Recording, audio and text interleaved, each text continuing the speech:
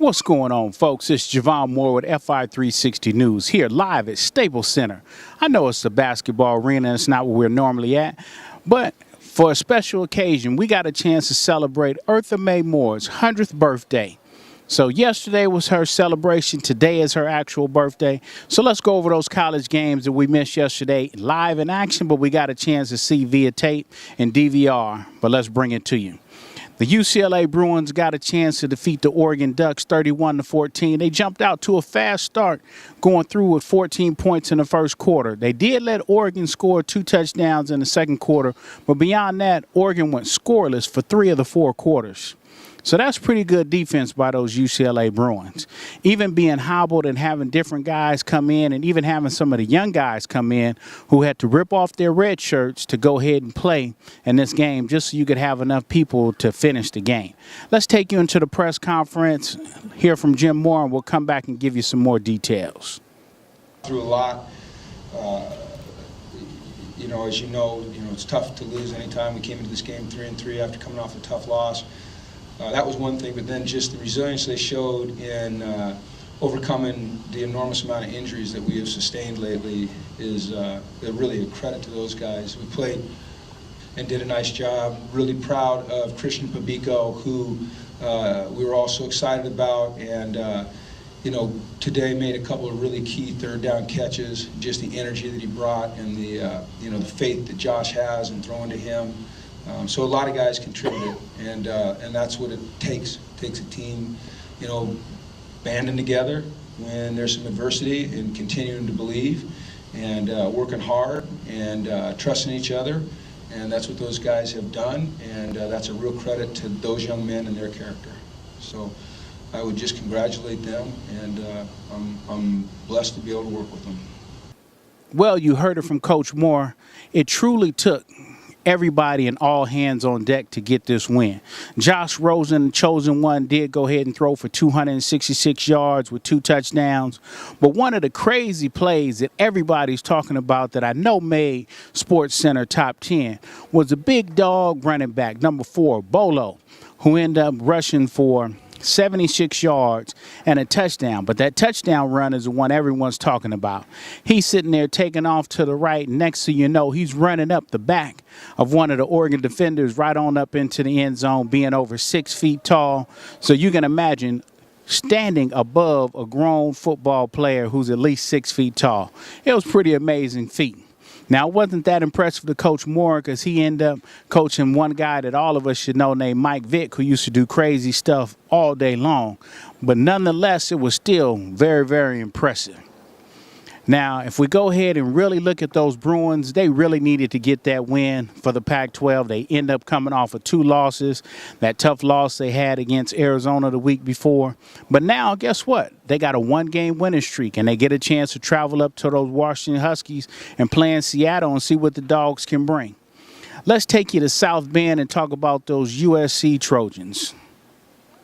We'll get back on the plane. We'll watch this tape. Obviously, there's several corrections that we got to make before we get back to Arizona State and Pac-12 play.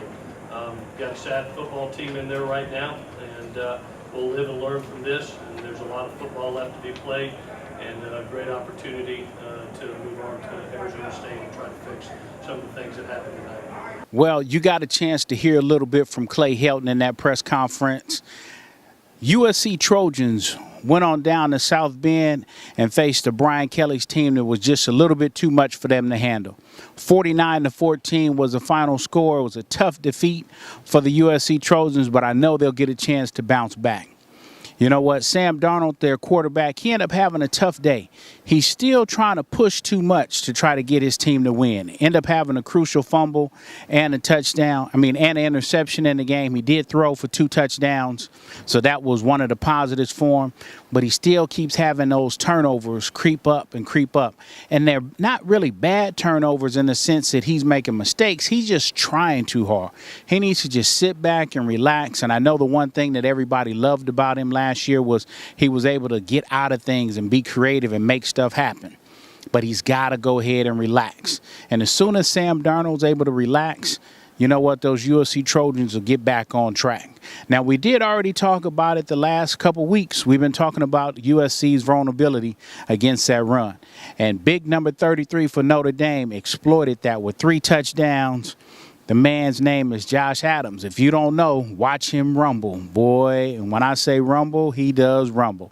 Reminds me a little of that old Ohio State running back Eddie George with his tall stature and good speed coming up down the middle and around the corner, making a couple cuts. But after that, it's going north and south. And that was way too much for USC's defense to be able to handle today. So as they continue to get things going, you know what? SC's got to find that running game. As a team, they only rushed for 76 yards. As a team. That wasn't one player, but as a team. They got to get back to their identity. They got to run the ball. They run the ball more. It's going to open up the pass, and then they'll be able to go ahead and have some success. Now, for those SC Trojans, they get a chance as a gift to going up to Arizona State, one of the hottest teams in the Pac-12 right now. Those boys just beat up on Utah this past week. The week before that, they beat up on Washington State and gave them their first loss of the season.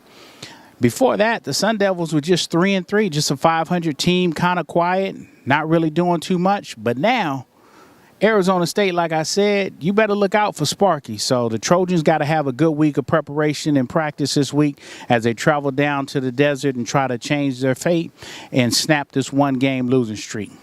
So being here at Staples Center, I at least got to tell you, the Lakers, they played a valiant game today. They were down by 20 points and then came and stormed back to take the lead. But the young kids, you know what, they just don't know how to win just yet. They're still gelling as a team and figuring it out. So the New Orleans Pelicans end up getting that win today. Now, one of those UCLA guys who's a point guard for the Lakers, Mr. Ball, he got a chance to be guarded tonight by another UCLA Bruin, Drew Holiday. And that's one of the top lockdown defenders in the NBA, and he showed why he has that title. So, unfortunately, the Lakers, young team, they end up taking a loss today. The New Orleans Pelicans came in here and got the W. But, as always, folks, it's Javon Moore at fi360 News. Make it a great one, folks.